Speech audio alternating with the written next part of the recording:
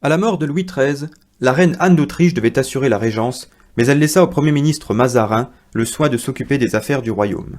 Mazzarini, de son vrai nom, cet Italien, avait déjà œuvré sous Louis XIII sous la recommandation de Richelieu. Durant son office, il dut affronter la Fronde.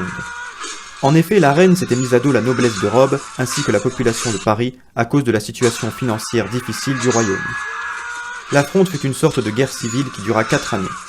Finalement, l'agitation cessa et le pouvoir se renforça. En 1661, Mazarin mourut et Louis XIV prit alors les pleins pouvoirs. Il se considéra dès lors comme étant le maître absolu du royaume et décidait seul. Ce fut le début de la monarchie absolue. Il se faisait appeler le roi Soleil.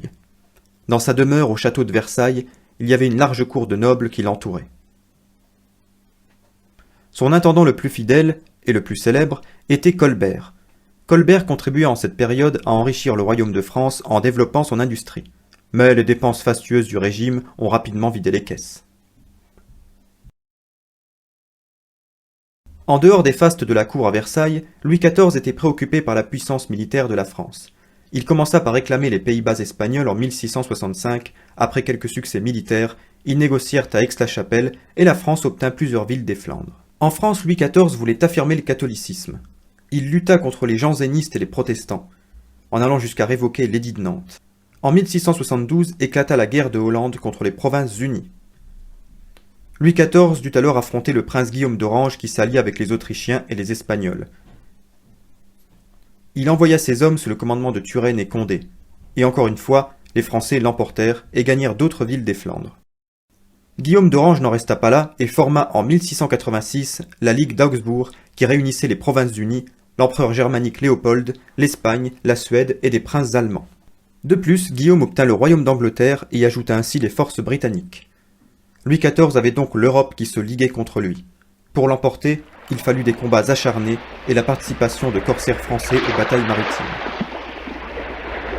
Après 9 années de guerre, les protagonistes signèrent la paix de Ryswick en 1697. La France n'avait rien perdu mais rien gagné non plus. Par contre, elle s'était ruinée pour un prestige très relatif, pendant que d'autres pays s'enrichissaient grâce au commerce avec l'Amérique. En 1700, Louis XIV intervint pour garantir à son petit-fils le duc d'Anjou la couronne d'Espagne, mais les autres puissances européennes s'y opposèrent. Ainsi débuta la guerre de succession d'Espagne. Celle-ci fut très difficile au début, car les Français essuyèrent de terribles revers, notamment sous l'impulsion du général anglais Marlborough.